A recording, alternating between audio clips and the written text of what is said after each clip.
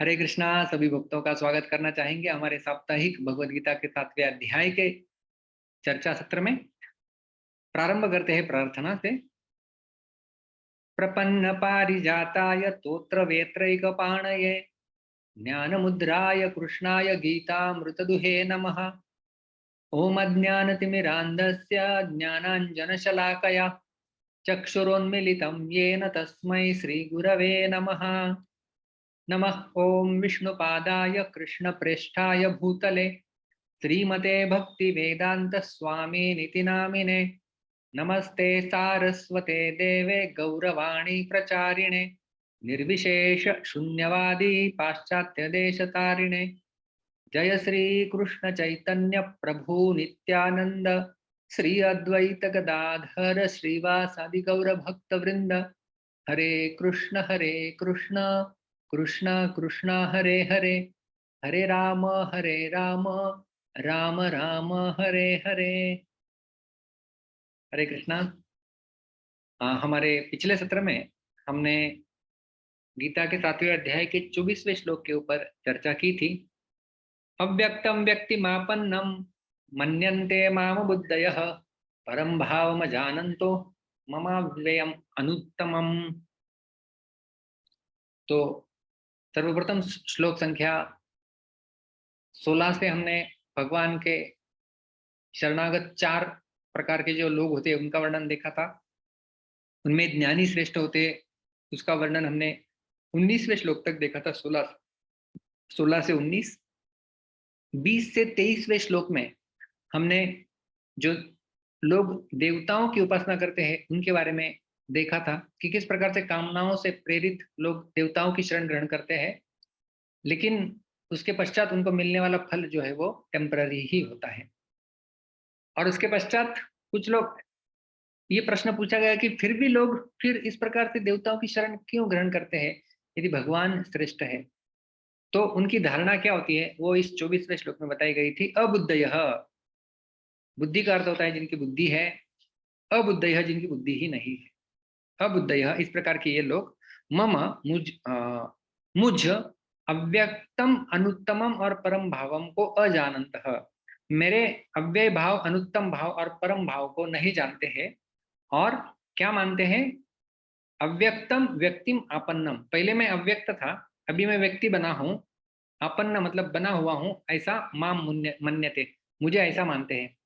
मतलब एक साधारण शरीर अभी ये धारण किए हुए व्यक्ति है ऐसा मानते हैं। और उनके परम भाव को, उनके अनुत्तम मतलब जिनसे दूसरा उत्तम और कोई नहीं है, अव्यय भाव अविनाशी भाव, इनको अजानन्तः, इनको नहीं जानते। तो रिकैप लेंगे हम लोग। अव्यक्तम व्यक्ति मापन्नम माम मन्यते, मैं भगवान कृष्ण मतलब पहले निराकार अव्यक्त था और अभी मैंने इस स्वरूप को धारण किया हुआ है व्यक्ति के रूप में, ऐसा उनकी धारणा होती है, ऐसा वो मानते हैं। भगवान को साधारण मनुष्य की तरह अर्थात जन्मने और मरने वाला मानते हैं। इनका भी जन्म होता है जैसे मेरा जन्म हुआ है, जैसे साधारण मनुष्य का मृत्यु होगा उसी प्रकार से इनका भी, कृष्ण का भी जन्म हुआ था, उनकी भी मृत्यु हुई थी। ऐसा करके वो सामान्य रूप में मानते हैं। ऐसे लोगों को भगवान क्या कहे हैं? अबुद्धय, बुद्धिहीन मनुष्य कहा गया है। तो इस प्रकार से हमने देखा था, मनुष्यों के 3 स्तर देखे थे कि अबुद्धि, अल्प बुद्धि और बुद्धिमान। तो बुद्धिमान वह व्यक्ति है जो भगवान को सर्वस्व मानकर शरणागत हो जाते हैं। 7वें अध्याय के 19वें श्लोक में हमने चर्चा की थी, बहुनाम जन्मनाम अन्ते ज्ञानवान माम प्रपद्यते। और अल्प मेधा हमने देखा था, जो देवताओं के शरण ग्रहण कर लेते हैं। अल्प अल्प मेधसाम। और अबुद्धि वाले लोग जो आज ये 24वें श्लोक में बताए गए थे, अबुद्धि मनुष्य होते हैं जो भगवान को साधारण मनुष्य ऐसा मानते हैं। तो ये अल्प बुद्धि वाले। तो अल्प बुद्धि वाले, अबुद्धि, जो बुद्धिहीन या अबुद्धि वाले लोग हैं वो भगवान को साधारण मनुष्य मानते हैं। जो अल्प मेधा वाले हैं वो देवताओं की शरण में जाते हैं। और जो बुद्धिमान होते हैं वो भगवान कृष्ण की शरण में जाते हैं। जैसे श्रीमद् भागवत में भी कहा गया है ना, चैतन्य महाप्रभु की वर्षिप यजंती ही सुमेधसः, जो बड़े बुद्धिमान लोग होंगे वे कलयुग में संकीर्तन यज्ञ के द्वारा श्री चैतन्य महाप्रभु की शरण लेंगे, तो वो बुद्धिमान है। तो ये अबुद्धि की चर्चा हो रही है। माम अजानन्तः, मुझे न जानते हुए, क्या न जानते हुए कि मैं अव्यय हूँ। अव्यय का अर्थ होता है अविनाशी, जिनका स्वयं भगवान अविनाशी है और उनका धाम भी जो है वो अविनाशी है। भगवान अव्यय है, इसके बारे में हमने प्रमाण देखा था नववें अध्याय का 18वां श्लोक। भगवान कहे थे बीजम अव्ययम, मैं जो हूँ इस संसार का अव्यय बीज हूँ। साधारण बीज हम लोग देखते हैं, उदाहरण देखा था कि जैसे अभी आम का सीजन चल रहा है, आम की गुठली है तो जमीन के अंदर डालेंगे तो उसका आम का पेड़ बनेगा काफी वर्ष पश्चात।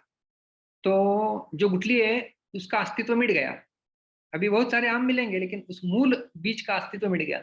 तो भगवान जो है वो संसार का बीज है, लेकिन कैसा बीज है? अव्यय बीज है, उनका कुछ विनाश नहीं होता है। ओम पूर्णमदः पूर्णमिदं पूर्णात् पूर्णमुदच्यते, सब कुछ पूर्ण है उनके बारे में, वो भी पूर्ण है, उनसे निकलने वाली सब कुछ चीजें भी पूर्ण होती है। तो ये अव्यय बीज जो है वो इस प्रकार से हम समझे थे। और भगवान का धाम भी अव्यय है, ये हमने देखा था 18वें अध्याय के प्रमाण से। मत प्रसादात अवाप्नोति शाश्वतम पदम अव्ययम, मेरे प्रसाद से, मेरी कृपा से वो प्राप्त कर लेता है, क्या प्राप्त कर लेता है? शाश्वत पद अव्यय, शाश्वत धाम को प्राप्त कर लेता है। तो भगवान स्वयं अव्यय है, भगवान का धाम भी अव्यय है, ये हमने देखा था। और भगवान को क्या रूप में नहीं जानते? वो अनुत्तमम, अनुत्तमम का अर्थ होता है सर्वोत्तम। श्रीधर स्वामी लिखते हैं अनुत्तम का अर्थ न विद्यते उत्तम यस्मात्तम, जिससे उत्तम और कोई नहीं है। जैसे प्रमाण के रूप में हमने देखा था, अर्जुन स्वयं प्रार्थना अर्पण करते हैं भगवान को, न त्वत्समस्त्य भेदिकः कुतोन्यो, आपके समान भी कोई हो नहीं सकता, तो आपसे श्रेष्ठ कैसे हो सकता है? जैसे गीता में इसी अध्याय में हमने देखा था, 7वें अध्याय के 7वें श्लोक में, मत्तः परतरम नान्यत् किंचित अस्ति धनंजय, मुझसे कोई किंचित मात्र भी श्रेष्ठ तत्व और दूसरा नहीं है, इसलिए भगवान अनुत्तमम है। और इसलिए भगवान को पुरुषोत्तम भी कहा जाता है 15वें अध्याय में, इस प्रकार से जो है वो क्षर से अतीत है। यस्मात् क्षरम अतीतो हम अक्षरादपि चोत्तमः अतोऽस्मि लोके वेदे च प्रथितः पुरुषोत्तमः।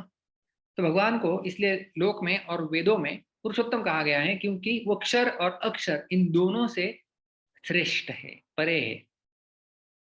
और परम भाव हमने देखा था कि सर्वोच्च भाव, इसलिए प्रभुपाद जी तात्पर्य में लिखे थे, भागवत में बताया गया है कि निर्विशेष ब्रह्म से ही परम अनुभूति प्रारंभ होती है, निर्विशेष ब्रह्म से प्रारंभ होती है, और जो ऊपर उठती है परमात्मा तक जाती है, और उसके पश्चात अंतिम अवस्था होती है भगवान। तो भगवान का जो परम भावम है, इसका अर्थ है कि वो भगवान वाला स्तर, एक है ब्रह्मा, ब्रह्म स्तर ब्रह्म, अगला है परमात्मा, और उसके आगे है भगवान। तो परम भावम का अर्थ है कि ये भगवान को नहीं जानते, इस भगवत तत्व को नहीं जानते। और इसके साथ साथ हमने परम भावम के 4 अलग अलग परिभाषाएं देखी थी। सर्वप्रथम भगवान श्री कृष्ण ही आदि पुरुष भगवान है, कृष्णस्तु भगवान स्वयं, ये श्रीमद् भागवत का परिभाषा सूत्र जीव गोस्वामी के अनुसार कि कृष्ण ही आदि पुरुष भगवान है, ये भगवान का एक परम भावम है।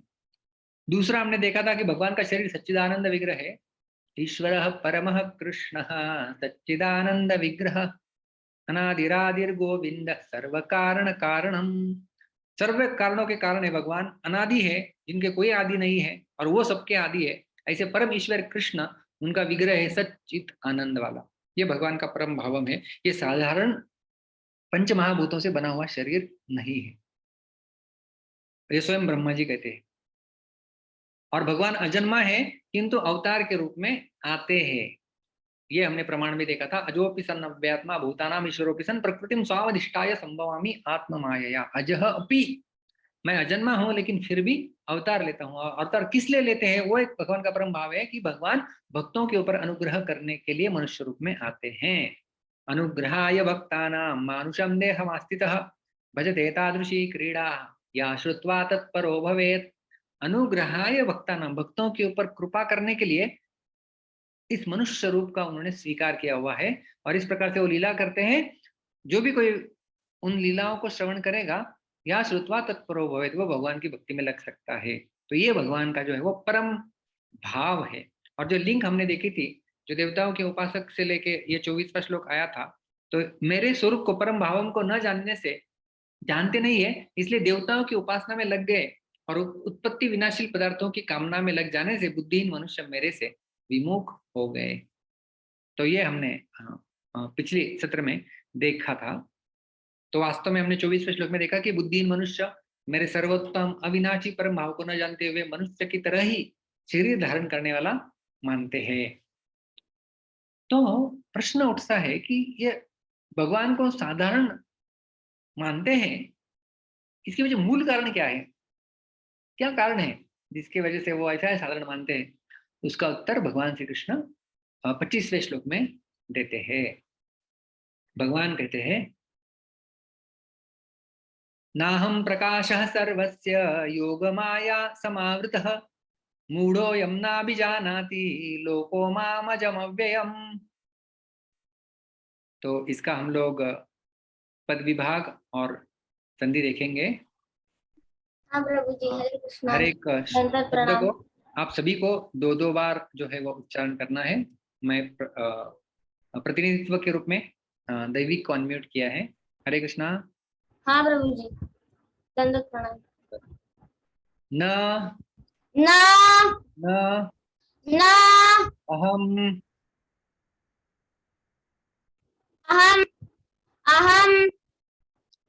यहाँ पर संयुक्त शब्द बन जाता है नाहम नाहम प्रकाशः काशः प्रकाशः प्रकाशः सर्वस्य सर्वस्य सर्वस्य सर्वस्य योगमाया समावृतः योगमाया समावृतः योगमाया समावृतः योगमाया समावृतः मूढ़ः मूढ़ः मूढ़ः मूढ़ः अयम अयम अयम अयम।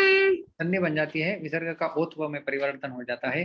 मूढ़ोयम मूढ़ोयम न न न न अभिजानाति अभिजानाति अभिजानाति। अभिजानाति।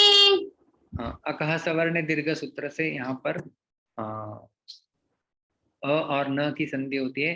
नाभिजानाति नाभिजानाति लोकः लोकः लोकः लोकः माम माम माम माम लोको माम लोको माम अजम अजम अजम अजम अव्ययम अव्ययम अव्ययम।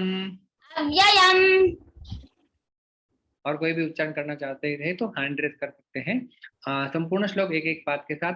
नाहं प्रकाशः सर्वस्य नाहं प्रकाशः सर्वस्य योगमाया समावृतः योगमाया समावृतः मूढ़ोऽयं नाभिजानाति मूढ़ोऽयं नाभिजानाति लोको मामजमव्ययम्। लोको मामजमव्ययम्। उत्तम, धन्यवाद। थैंक यू प्रभु जी। हरे कृष्णा, दंडवत प्रणाम। गौरांगी। हरे कृष्णा प्रभु जी, दंडोत प्रणाम। गौरांगी ने आज।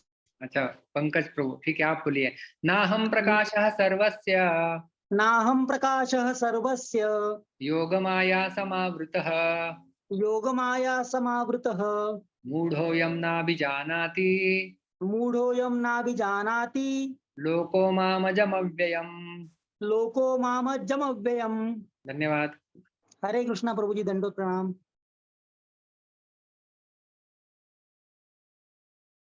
पीनल माता जी। हरे कृष्णा प्रभु जी, दंडवत प्रणाम। हरे कृष्णा। नाहं प्रकाशः सर्वस्य नाहं प्रकाशः सर्वस्य योगमाया समावृतः योगमाया समावृतः मूढ़ोऽयं नाभिजानाति मूढ़ोऽयं नाभिजानाति लोको मामजमव्ययम्। लोको मामजमव्ययम्। थैंक यू प्रभु जी, दंडवत प्रणाम। एक आखिरी लेते हैं, तितिक्षा। हरे कृष्ण प्रभु जी। हरे कृष्ण। नाहं प्रकाशः सर्वस्य नाहं प्रकाशः सर्वस्य योगमाया समावृतः योगमाया समावृतः मूढ़ोऽयं नाभिजानाति मूढ़ोऽयं नाभिजानाति लोको मामजमव्ययम्। लोको मामजमव्ययम्। हरे धन्यवाद। कृष्ण। हरे कृष्ण। तो ये हो गया पद विभाग और संधि आज के श्लोक के। अभी हम इसका देखते हैं अन्वय।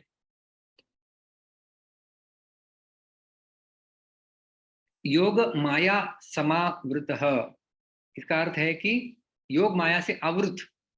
आवृत आवृत समझते हैं आप, गीता में आवृत शब्द कई बार आते हैं। आवृत्तम ज्ञानमे तेन ज्ञानिनो नित्य वैरिणा, कि काम रूपेण कौन्तेय दुष्पुरेण नलेन च। जैसे आवृत किया होता है, आवृत किया मतलब ढका ढका हुआ। जैसे कुछ बर्तन है और उसके ऊपर कपड़ा डाल दिया तो वो कपड़े के नीचे बर्तन के अंदर क्या है वो समझ में नहीं आएगा, ऐसे ढक लेना। तो योग माया तम आवृतः, योग माया के द्वारा आवृत मैं, अहम, अहम का अर्थ है मैं, सर्वस्य न प्रकाशः, सबके लिए मैं प्रकाशित नहीं होता, सबके समक्ष नहीं आ पाता, सब लोग मुझे देख नहीं पाते। अयम मूढ़ः लोकः, ये सारे मूर्ख लोग, अजम अजन्मे, अव्ययम अविनाशी, माम मुझे, न नहीं, अभिजानाति अच्छे से जान सकते, न नहीं। जानाति का अर्थ होता है जानना, अभिजानाति का अच्छे से जानना, न अभिजानाति बिल्कुल नहीं जानना। तो ये मूर्ख लोग भगवान को अजन्मा और अव्यय के रूप में नहीं जानते हैं, और भगवान ऐसे लोगों के लिए योग माया के द्वारा आवृत रहते हैं और सबके सामने प्रकाशित नहीं होते। श्रील प्रभुपाद जी इस श्लोक का अनुवाद इस प्रकार से किए हैं। मैं मूर्खों तथा अल्पज्ञों के लिए कभी भी प्रकट नहीं हूं, उनके लिए मैं अपनी अंतरंगा शक्ति द्वारा आच्छादित रहता हूं, अतः वे यह नहीं जान पाते कि मैं अजन्मा तथा अविनाशी हूं। तो एक एक शब्द को देखेंगे आज के श्लोक में। सर्वप्रथम भगवान कहते हैं कि अयम मूढ़ः लोकः, ये मूढ़ समझते आप, मूढ़ मतलब मूर्ख, मूर्ख मनुष्य। अयम मतलब जो, लोकः ऐसे मनुष्य, अजम अव्ययम अजन्मा और अविनाशी रूप में, माम मुझे, न अभिजानाति ठीक से नहीं जानते। जो मूढ़ मनुष्य मुझे अज और अविनाशी ठीक तरह से नहीं जानते, उनके बारे में भगवान कह रहे हैं कि वो ठीक से नहीं जानते हैं। मैं अज और अविनाशी हूं, अर्थात जन्म मरण से रहित हूं। अज का अर्थ क्या हुआ? अजन्मा, जिनका जन्म नहीं होता। अव्यय का अर्थ क्या हुआ? अविनाशी, मतलब जिनका मृत्यु नहीं होता, तो जिनका जन्म और मृत्यु नहीं होता है। ऐसा होने पर भी मैं प्रकट और अंतर्धान होने की लीला करता हूं, अर्थात जब मैं अवतार लेता हूं तब अजन्मा रहता हुआ ही अवतार लेता हूं, और अव्ययात्मा रहता हूं तो अव्ययात्मा रहते हुए ही अंतर्धान होता हूं। इसलिए भगवान के लिए जन्म और मरण ये शब्द नहीं लागू होते, उनके लिए प्रकट और अंतर्धान ये शब्द लागू होते हैं। अपीयरेंस एंड डिसअपीयरेंस, प्रकट और अप्रकट होना, ये शब्द लागू होते हैं। इसलिए आचार्यों की भी जन्म तिथियां जो होती है उसमें हम प्रकट दिन कहते हैं या अप्रकट दिन कहते हैं, तिरोभाव दिवस कहते हैं। आविर्भाव और तिरोभाव होता है उनका, उनका जन्म और मृत्यु साधारण मनुष्य के रूप में नहीं होता, क्योंकि जन्म जो है वो पंच महाभूतों से संबंधित और कर्म के नियमों के आधार पे होता है, उसे जन्म और मृत्यु कहते हैं। लेकिन भगवान के लिए यह तो संबंध है ही नहीं। नमाम कर्माणि लिम्पन्ते न मे कर्मे फले स्पृहा, मुझे तो कर्म बंधन है ही नहीं, तो भगवान को कर्म भी नहीं है, वो जन्म भौतिक प्रकार से जन्म लेते ही नहीं है और मृत्यु भी उनकी भौतिक प्रकार से नहीं होती है। इसलिए भगवान अजन्मा है और अव्यय है, लेकिन लोग इसे ठीक से नहीं जानते हैं। और इसको भगवान अजन्मा और अव्यय है तो आपके मन में प्रश्न आएगा, भगवान यदि अजन्मा है तो हम कृष्ण जन्माष्टमी मनाते हैं, भगवान जन्म लिए थे। तो प्रभुपाद जी बताते हैं ये भगवान का प्रकट और अप्रकट होना है। उदाहरण के तौर पे सूर्य, सूर्य का उदय होता है और सूर्य का अस्त होता है। प्रातः काल के समय में हम कहते हैं अभी सूर्योदय हो गया, इसका अर्थ सूर्य का उदय हो गया। क्या वो सूर्य का जन्म है? जी नहीं, वो सूर्य का जन्म नहीं है। और जब सूर्यास्त हो जाता है शाम के समय में, क्या हम ये कहते कि सूर्य की मृत्यु हो गई? जी नहीं, उसका अस्त हो गया है। अभी वो कल पुनः प्रकट होगा पूर्व दिशा में। तो जैसे सूर्य, उसका प्रकट और अप्रकटीकरण होता है, उसका उदय और अस्त होता है, उसी प्रकार से प्रभुपाद जी बताते हैं कि भगवान अजन्मा और अव्यय है। वो केवल प्रकट होते हैं और अंतर्धान होते हैं अपनी योग माया के बल पे।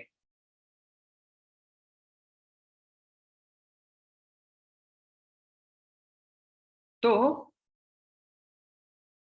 भगवान अजन्मा है, इसका प्रूफ क्या है? क्योंकि देखिए, हमारे जो शास्त्र है उसमें हम ज्यादा करके भगवद गीता, जो कि उपनिषद के रूप में माना जाता है, जो स्मृति और श्रुति दोनों शास्त्रों में जिसकी गणना की जाती है, इसलिए उन्हीं शब्दों का प्रमाण हम लोग गीता में अलग अलग जगह से प्राप्त करते हैं। इसलिए आपने देखा होगा कि कहीं एक शब्द है तो उसकी परिभाषा भी हम लोग गीता से ही लेके आते हैं। तो भगवान अजन्मा है, ये भगवान स्वयं चौथे अध्याय में छठे श्लोक में कहे हैं कि अजोपि सन्नव्ययात्मा भूतानामीश्वरोपि सन् प्रकृतिं स्वामधिष्ठाय संभवाम्यात्म मायया। तो भगवान अजह, अजह अपि, अल्दो आई एम अनबॉर्न, यद्यपि मेरा जन्म नहीं होता है, लेकिन फिर भी प्रकृतिम स्वामधिष्ठाय, अपनी प्रकृति को अधिष्ठित करते हुए संभवामी आत्म माया, अपने अंतरंगा शक्ति के माध्यम से मैं प्रकट होता हूं। तो ये भगवान प्रकट होते हैं, संभवामी युगे युगे, हर युग में भगवान जो है वो प्रकट होते हैं। तो ये कहते हैं कि भगवान अजन्मा है, और जो इसे जानता है वो असमूढ़। जो नहीं जानता वो तो मूढ़ हम लोग देख लिए ना, अयम मूढ़ लोक मूढ़ो यम ना अभिजानाति। तो मूढ़ का अर्थ होता है मूर्ख लोग, इसे नहीं जानते हैं। अच्छा, जो जान लेते हैं उन्हें क्या कहना चाहिए? उन्हें सुज्ञ कहना चाहिए। तो मूढ़ का विरुद्धार्थी शब्द होता है असमूढ़, और गीता में असमूढ़ शब्द उसी के लिए प्रयोग किया गया है जो ये जानता है। 10वें अध्याय में भगवान कहते हैं यो माम अजमनादिम च वेत्ति लोक महेश्वरम असमूढ़ समर्थेषु सर्व पापैः प्रमुच्यते। उसका परिणाम भी बताया हुआ है। यो, जो व्यक्ति माम, मुझे, अजम अनादिम च वेत्ति, जो जानता है। क्या जानता है? अजम। देखिए अजम यहाँ पर भी है, अजम, और अनादिम, अनादिम मेरा कोई आदि नहीं है, ऐसा जो जानता है। और क्या जानता है उसके साथ साथ? लोक महेश्वरम, सारे लोगों का स्वामी हूं मैं, ऐसा मुझे जानता है। वह क्या है व्यक्ति? मर्तेषु, इन मर्त्य लोक में वो असमूढ़ है, वो मूर्ख नहीं है। सम यहाँ पर जो है वो उपसर्ग लगाया हुआ है। मूढ़ का विरुद्धार्थी अमूढ़ होगा, लेकिन यहाँ पर असमूढ़ कहा गया है, मतलब वो बिल्कुल ही मूर्ख नहीं है। इसका अर्थ बिल्कुल बड़ा अच्छा सूज्ञ है।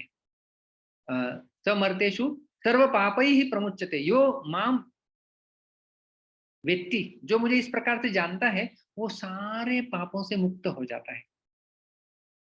और जो मूढ़ है, जो नहीं जानता है, वो तो पाप में लग जाएगा, वो पाप से मुक्त कैसे होगा?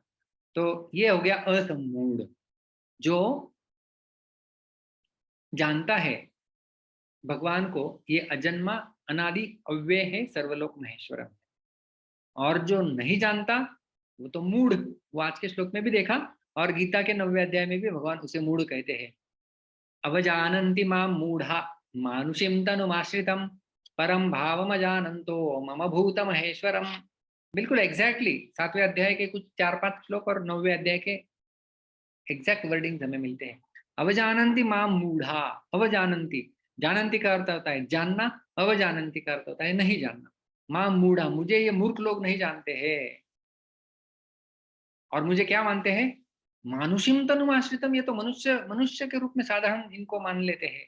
और परम भावम अजानंतो, मेरे परम भाव को नहीं जानते हैं। 24वें श्लोक में भी हमने देखा था ना, अव्यक्तम व्यक्तिमापन्नम मन्यन्ते माम बुद्धय परम भावम अजानंतो। देखिए परम भावम अजानंतो, एग्जैक्टली वही शब्द आ रहे हैं 7वें अध्याय के 24वें श्लोक में। जो शब्द आ रहे हैं वही 9वें अध्याय के 11वें श्लोक में आए, परम भावम अजानंतो, वहां पर मम अव्ययम अनुत्तमम था और यहाँ पर मम भूत महेश्वरम। तो यहाँ पर मूड कहा गया। तो हम लोग क्या देख रहे हैं वास्तव में, आपको समझ में आ गया होगा। हम लोग भगवान कैसे अजन्मा है इसका प्रूफ देखा, कैसे प्रभुपाद जी उदाहरण देते हैं, एनालॉजी के द्वारा समझाते हैं। सूर्य प्रकट होता है, अप्रकट होता है हमारी नजरों से, लेकिन उसका जन्म और मृत्यु नहीं होता है। भगवान अजन्मा है, इसका प्रमाण हमने चौथे अध्याय का 6वां श्लोक देखा था। जो लोग ये जानते हैं उन्हें असमूढ़ कहा गया है, ये हमने देखा। और जो लोग ये नहीं जानते हैं उन्हें मूढ़ कहा गया है, उन्हें मूर्ख कहा गया है।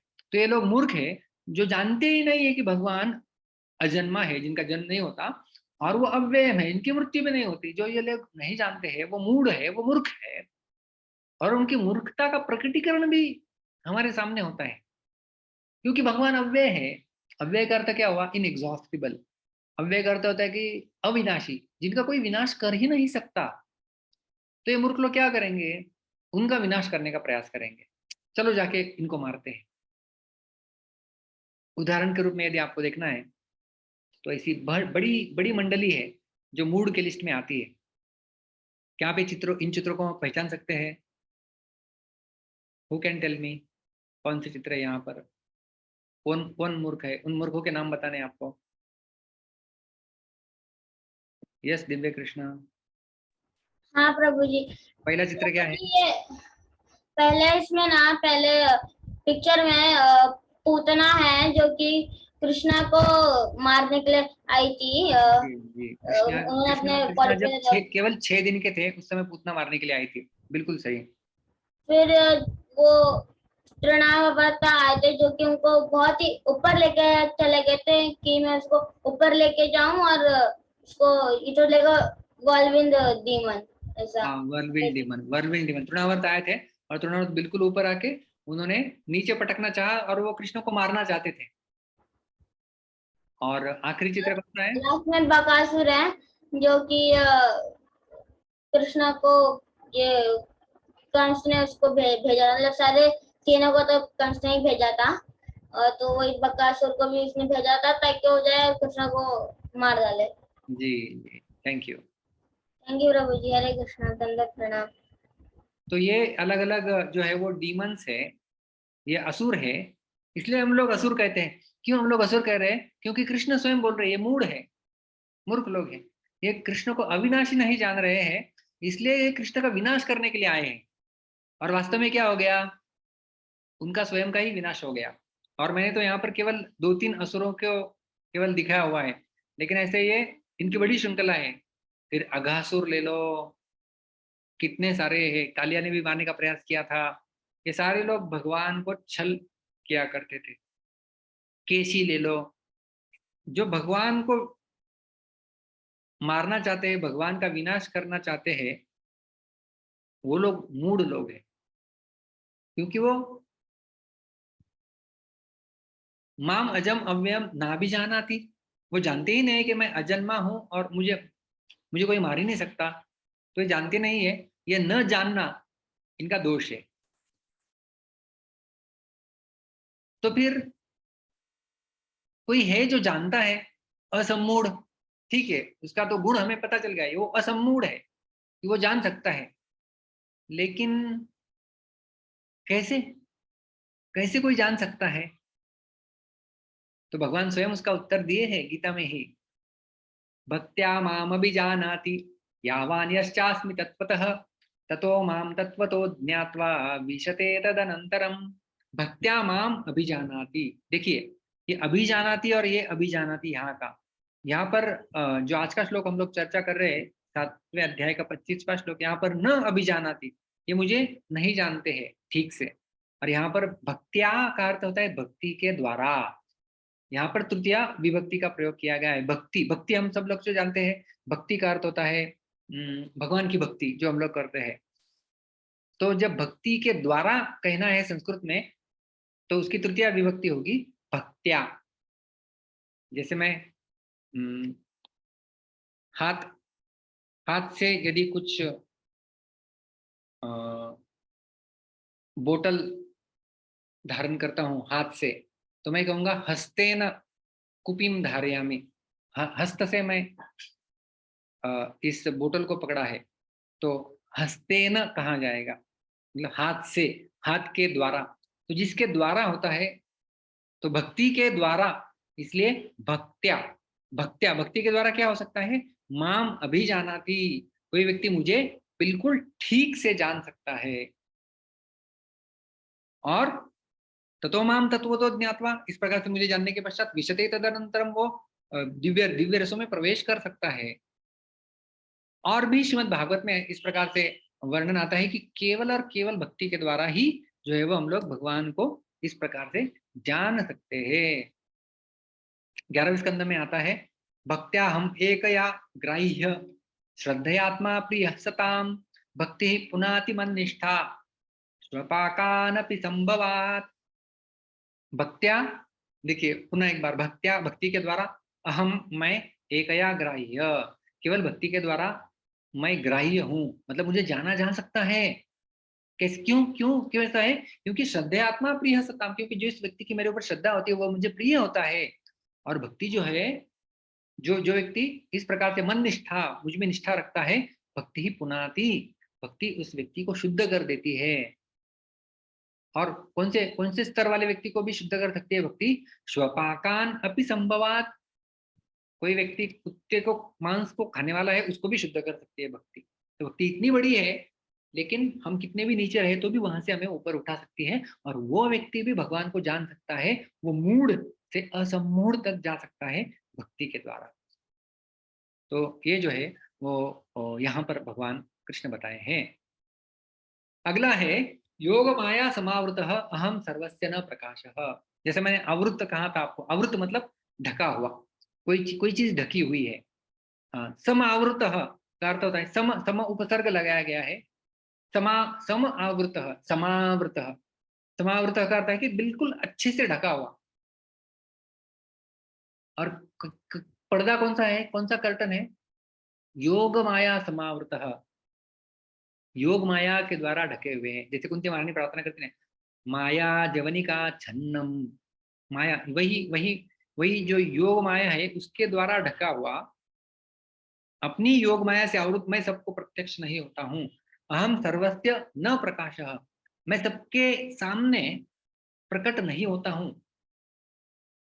योग माया के द्वारा मैं ढका रहता हूँ, सबके सामने प्रकट नहीं होता हूँ।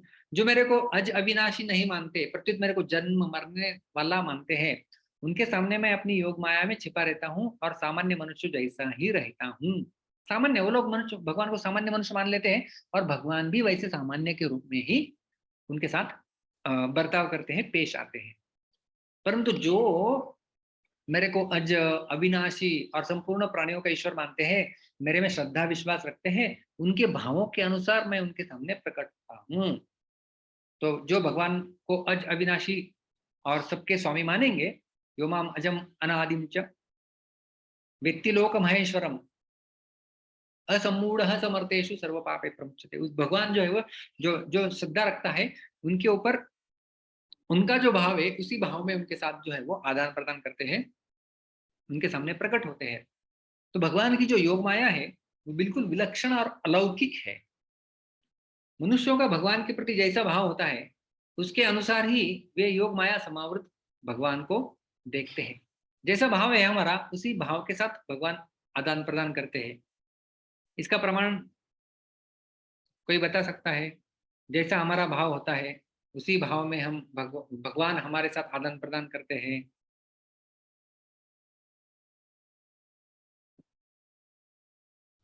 हाँ प्रभु जी, जो 4th चैप्टर के 11th श्लोका में कृष्णा ने अर्जुन को बोला है कि ये धमाम प्रपद्यन्ते तांसु तैव भजामि अहं मम वर्तमान वर्तन्ते मनुष्य पार्थ सर्वशः।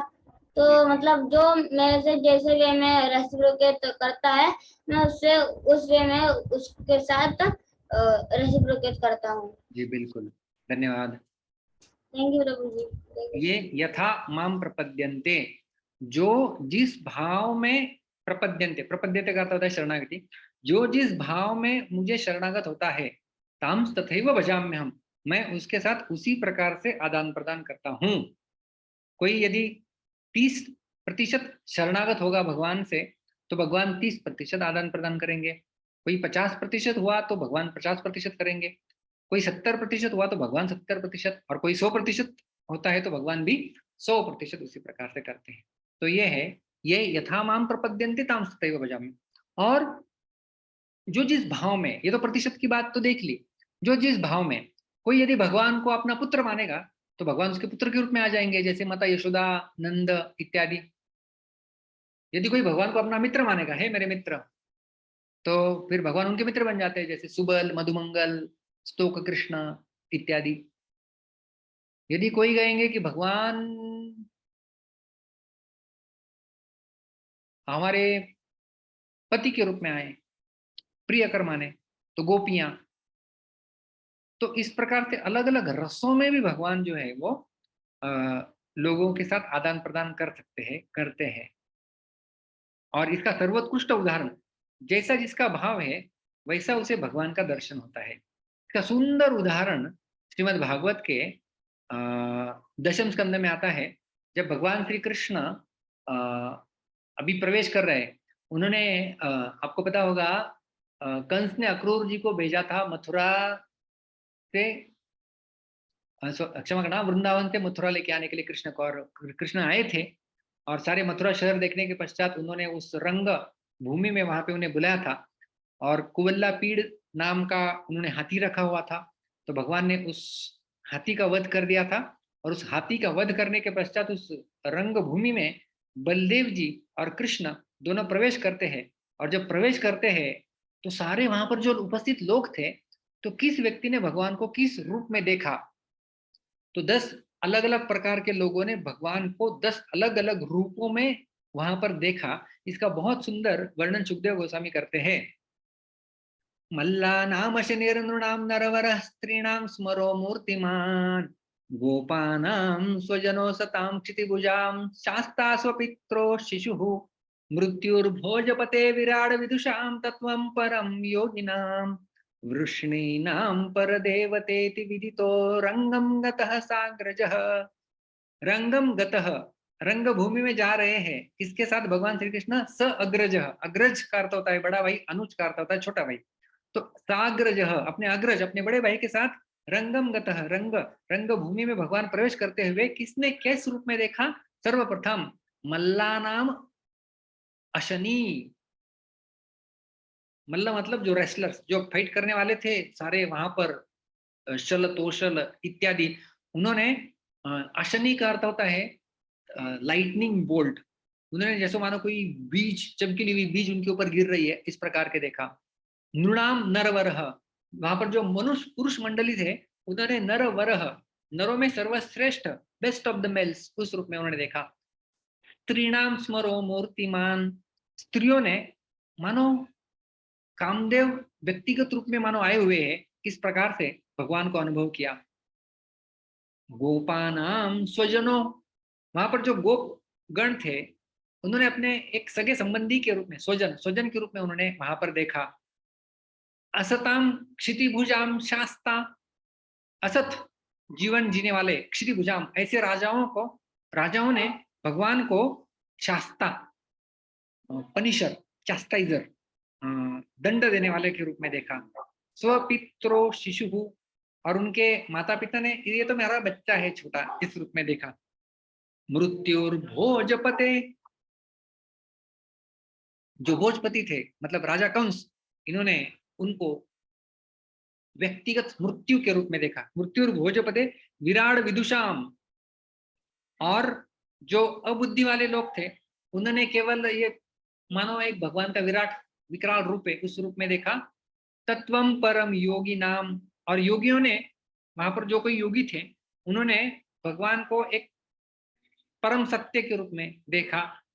वृष्णि नाम पर देवतेति विदितो, और वृष्णि वंश के जो लोग थे उन्होंने उन्हें पर देवता, कि बड़े कोई देवता है जिनकी पूजा होनी चाहिए, इस प्रकार से देखा। तो यहाँ पर श्रीधर स्वामी टीका में लिखते हैं कि ये 10 अलग अलग प्रकार के लोग थे जिन्होंने 10 प्रकार के भावों में भगवान का दर्शन किया। वास्तव में भगवान कौन थे? एक ही तो थे।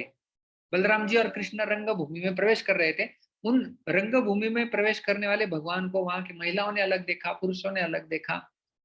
रेस्लर्स जो मल्ल युद्ध करने वाले उन्होंने अलग देखा, वृष्णिवंशी वालों ने अलग देखा, कंस ने अलग देखा, तो सबने अलग अलग रूप में उनको देखा।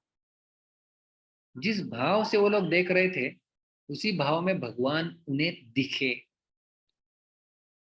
तो हम भी जिस भाव में भगवान की उपासना करते हैं, ये यथा माम प्रपद्यन्ते ताम तथैव भजाम्यहम्, ये सर्वदा सर्वत्र जो है वो नियम है। तो भगवान सबके सामने प्रकाशित नहीं होते। तो आज के श्लोक में हमने क्या देखा कि ऐसे लोग, जो पिछले श्लोक में हमने देखा था कि ऐसे लोग देवताओं को शरण जाते हैं जो इस प्रकार से भगवान को सामान्य मानते हैं। भगवान को सामान्य क्यों मानते हैं? क्योंकि वो भगवान को अजम और अव्ययम के रूप में नहीं जानते हैं, इसलिए भगवान उनके सामने प्रकट नहीं होते हैं। योग माया समावृतः योग अयम मूढ़ः लोकः, ये मूर्ख लोग अजम अव्ययम माम न अभिजानाति, मुझे अजन्मा और अव्यय नहीं जानते हैं। तो ये मूढ़ लोग, तो भगवान ने कहा कि ये जो नहीं जानते हैं वो मूढ़ है, और जो जानते हैं वो असम्मूढ़ है। यो माम एवं असम्मूढ़ो जानाति पुरुषोत्तमं स सर्वविद भजति माम सर्वभावेन भारत, 15वें अध्याय में भी असम्मूढ़ शब्द का प्रयोग किया गया है। तो ऐसे ये भगवान जो जानते हैं वो असम्मूढ़ है, तो जो नहीं जानते हैं वो मूर्ख है। मूर्ख का अर्थ है मूढ़, जो नहीं जानते हैं। मतलब भगवान अजम, अजम का अर्थ होता है जो जन्मते नहीं है, और अव्ययम का अर्थ होता है जिनका विनाश नहीं होता। जैसे हमने देखा कि सूर्य उसका केवल प्रकट होता है, अप्रकट होता है, उदय होता है, अस्त होता है, उसी प्रकार से भगवान का जन्म और मृत्यु नहीं होता। किंतु भगवान ये प्रकट होते हैं, अप्रकट होते हैं। जो ये नहीं जानता वो मूढ़ है। तो मूढ़ व्यक्ति भगवान अविनाशी है ये नहीं जानता, इसलिए उनका विनाश करने के पीछे लग जाता है। जैसे कई सारे असुर हमने देखे, और असुरों के साथ साथ ऐसे भी लोग होते हैं जो भगवान को विग्रह के रूप में भी नहीं मानते हैं। कहते कि ये क्या है, तो भी नहीं मानते, वो विग्रहों के रूप में भी भगवान को मारने का प्रयास करते हैं, वो मूढ़ लोग हैं। तो जाना कैसे जा सकता है? तो हमने देखा था भक्त्या माम अभिजानाति, 18वें अध्याय का श्लोक, केवल भक्ति के माध्यम से ही हम जान सकते हैं। और श्रीमद् भागवत का भी एक प्रमाण के रूप में हमने देखा था, भक्त्या हम एकया ग्राह्य, केवल एक अनन्य भक्ति के माध्यम से ही भगवान को हम लोग जान सकते हैं। और भगवान ऐसे योग माया समावृतः, ये जो योग माया है भगवान की अंतरंग शक्ति है, उसके माध्यम से भगवान ढके रहते हैं, बिल्कुल अच्छे से ढके रहते हैं। और अहम सर्वस्य न प्रकाश, सबके सामने भगवान जो है वो प्रकट नहीं होते हैं। हालांकि भगवान सामने रहेंगे तो भी व्यक्ति उन्हें नहीं पहचान पाएगा। जैसे भगवान जब द्वापर युग में जन्म लिए थे या अवतरित हुए थे, तो उस समय कितने लोग थे जिन्होंने भगवान को देखा? दुर्योधन ने स्वयं देखा था, शिशुपाल ने देखा था, कितने लोगों, जरासंध ने भी देखा था, लेकिन ये लोग जान नहीं पाए। तो भगवान क्योंकि सबके सामने प्रकट नहीं होते, जिस भाव में हम लोग शरणागत होते हैं उसी भाव में भगवान आदान प्रदान करते हैं और उतना आवरण निकाल लेते हैं। तो भगवान जो है वो ये यथा माम प्रपद्यन्ते ताम तथैव भजाम्यहम्, जिस भाव में हम शरणागत होते हैं उस भाव में आदान प्रदान करते हैं।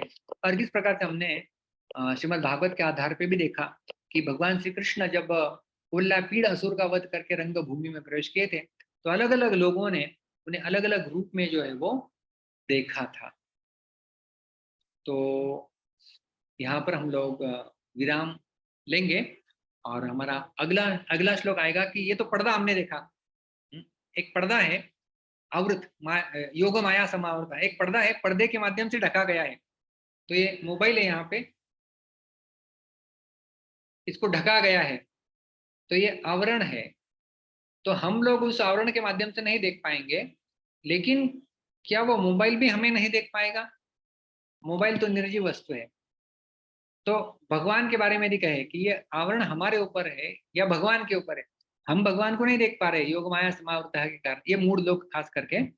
तो क्या भगवान भी इनके लिए या भगवान भी उन लोगों को नहीं देख पाएंगे उस माया के आवरण के कारण आवृत हो जाने पर? तो इस प्रश्न का उत्तर हम हमारे अगले सत्र में देखेंगे। तक के लिए बहुत बहुत धन्यवाद। हरे कृष्ण। किसी का कोई प्रश्न है तो हम लोग ले सकते हैं।